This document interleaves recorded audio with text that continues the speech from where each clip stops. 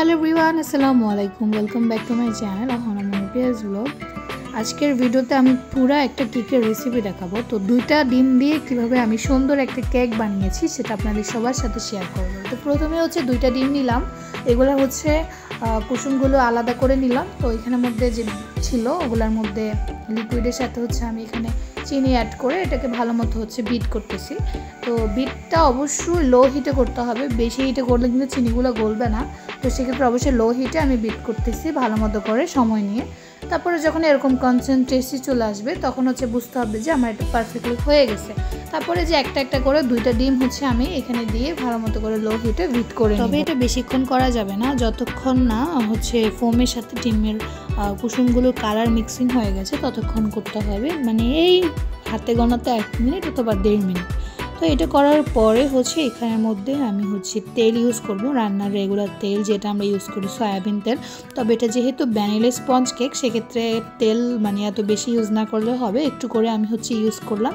তারপর এটাকে আর একটু হালকা 10 সেকেন্ড বা 20 সেকেন্ড বিট করি। এখন হচ্ছে আমি শুকনো উপকরণগুলো চেলে নিব। তো প্রথমে হচ্ছে আমি ময়দা নিলাম 1/2 কাপ, তারপরে হচ্ছে এটাকে ভালো মতো করে চেলে নিছি। অবশ্যই চেলে নিতে হবে, নাহলে দানা দানা ভাব থাকবে। তারপরে হচ্ছে এখানের মধ্যে আমি কর্নফ্লাওয়ার দিব। তো এখানের মধ্যে হচ্ছে আমি কর্নফ্লাওয়ার দিলাম। কর্নফ্লাওয়ারগুলো অবশ্যই ভালো মতো চেলে নিতে হবে। তা আমি এটা ভালো মতো চালনি নিয়ে ভালো মতো করে চেলে নিব। তারপর এখানে যে হচ্ছে সোডা দিব, মানে বেকিং সোডা, যেটা আমি অবশ্যই বেকিং সোডা ইউজ করি। তো বেকিং সোডা 1 চামচ দিলাম, যে 1 টেবিল চামচ দিলাম। তারপরে হচ্ছে এখানে বেকিং পাউডারটাও হচ্ছে আমি 1 টেবিল চামচ দিলাম।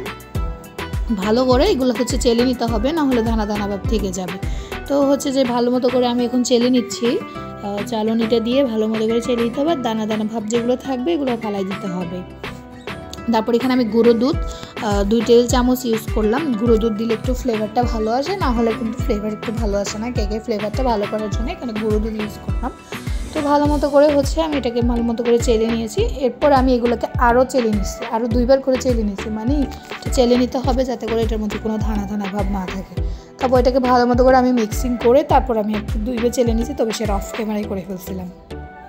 তারপর হচ্ছে যে এখানে কেকের যে ফোমটা ছিল এটার মধ্যে আমি একটু একটু করে দিচ্ছি, আর এই যে হ্যান্ড উইক্স দিয়ে ভালো মতো করে নাড়তেছি। তবে এই ক্ষেত্রে আপনাদেরকে একটা সতর্কতা অবলম্বন করতে হবে। অনেকে কেক কিন্তু এই জন্য বেশি স্পঞ্জি হয় না, পারফেক্ট হয় না। যত আলতো হাতে এটা করা যাবে ততই বেটার, মানে হাত নড়বে, ঘুরবে না। তারপর এখানে হচ্ছে আমি ফাইনালি কেকটা বসাই চুলার মধ্যে 45 মিনিট বা 30 মিনিট করে আমি কেকটা ফাইনালি করে ফেলছি। তো আমার এই কেকটা কতটা তুলতুলো হয়েছে জাস্ট আপনারা এখন ভিডিওতে দেখবেন কতটা তুলতুলো হয়েছে, জাস্ট এটা বলার মতো না। তো আমি হচ্ছে কেকটা এখন আপনাদেরকে দেখাচ্ছি কতটা তুলতুলো হয়েছে। এটা অনেকটা তুলতুলো হয়েছে, মানে সব কিছু যে হ্যান্ড উইক্স দিয়ে মিক্সিং করা যতটা পারফেক্টলি করা যাবে ততটাই ভালো। এই যে আমার কেকটা কত নরম, কত সফট, কতটা তুলতুলো হয়েছে জাস্ট বলার মতো না। এখন হচ্ছে আমি কেকগুলো স্লাইস করে কেটে নিচ্ছি। ও হ্যাঁ, বার্থডে কেক বানানোর ক্ষেত্রে অবশ্যই কেকের স্লাইসটা একদম সমান করতে হবে। এই যে আমার কেকের স্লাইস, এই যে আমার কেকের স্লাইসগুলো কতটা নরম হয়েছে, তুলতুলে হয়েছে, দেখেই বুঝতে পারতেছেন এই যে কতটা তুলতুলে। তো সেক্ষেত্রে হচ্ছে এরকম কেকটা হলে বেটার হয়, আপনারা অবশ্যই এরকম করে করার চেষ্টা করবেন। তো আমি এগুলোর মধ্যে হচ্ছে এখানে হচ্ছে আমি রসমলাইয়ের সিরাপ যে দিচ্ছি এটা দিয়ে হচ্ছে আমি ফ্রিজে রাখবো যাতে করে কেকটা ঠান্ডা থাকে। ঠান্ডা অবস্থায় কেকের ক্রিমগুলো ভালো মতোই হবে। তো আমি এটাকে হচ্ছে রসমলাইয়ের ইয়েটা দিয়ে আমি হচ্ছে ফ্রিজে রেখে দিব মিনিমাম 15 মিনিট। তারপর এখানে একদম ঠান্ডা লিকুইড যে ক্রিমটা আছে এটা হচ্ছে আমি ইনস্টা হুইপ ক্রিম নিলাম। তো আমি যেহেতু 1.5 পাউন্ডের কেক বানাবো তো সেক্ষেত্রে আমি এটার মধ্যে 1 কাপ ওজনের হচ্ছে ইনস্টা হুইপ নিলাম। এখন এটা একদম ঠান্ডা লিকুইড, তোমরা দেখেই বুঝতে পারতেছো। তো এটাকে হচ্ছে একদম বিটারের লো হিটের মধ্যে রেখে আমি এটাকে প্রায় হাতে ধরে 15 মিনিট আমি এটাকে ভালো মতো করে বিট করছি। আমার কাছে টপিক্যাল, আমি প্রথমে টপিক্যাল ইউজ করতাম, বাট এখন টপিক্যাল ইউজ করি না, কারণ টপিক্যাল ক্রিম গলে যায়, এটা পারফেক্ট হয় না। সেই জন্য আমি ইনস্টাগুলো নিচ্ছি। আমি ইনস্টাগুলো নিয়ে এখন হচ্ছে এটাকে ভালো মতো করে করছি। এই যে দেখো আমার কতটা পারফেক্ট ক্রিম হয়েছে, একদম পারফেক্ট হয়েছে। এখন এই যে আমি হচ্ছে এগুলো একটা পাইপিং ব্যাগে ভরে নিচ্ছি, কারণ এভাবে করে যখন আমি কেকটা ক্রাম কোটিং করব তখন হচ্ছে আমার কেকটা ফিনিশিংটা অনেকটা সুন্দর হবে। তো আমি হচ্ছে ভালো মতো করে ভরে নিচ্ছি। তোমরা সবাই এরকম গ্লাসে করে ভরে নেওয়ার চেষ্টা করবে। তো প্রথম হচ্ছে কেকের একটা স্লাইস আমি দিব। তো সবচেয়ে প্রথম স্লাইসটা যেটা প্রথম উপরের পার্টটা আমি সেটা প্রথমে আগে বসাই, তারপরে হচ্ছে এখানে রাখলাম।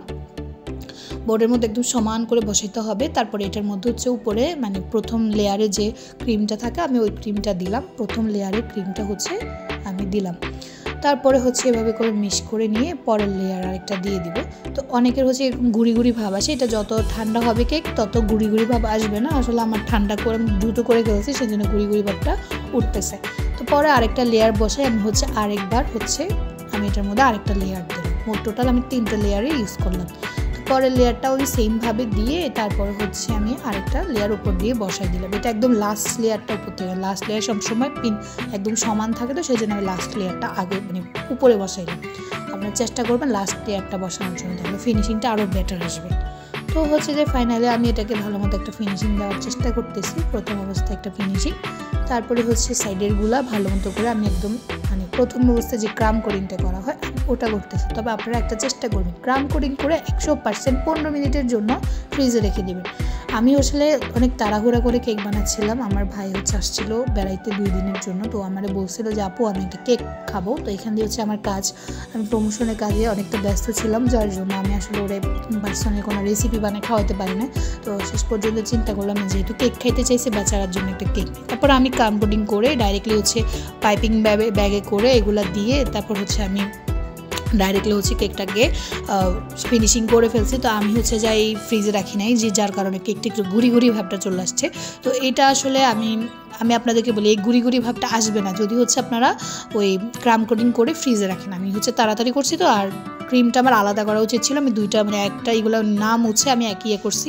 তো এখন হচ্ছে আমি এটা সাদা করে করছি, হোয়াইট থিমে করছি। এখন হচ্ছে এটার মধ্যে আমি হালকা একটু কালার দিয়ে আমি হচ্ছে এটার মধ্যে গোলাপ বসাবো। তো গোলাপ বসানোর জন্য হালকা কালার, এখানে রেডম্যান যেটা এই কালারটা কিন্তু খুবই বাজে একটা কালার।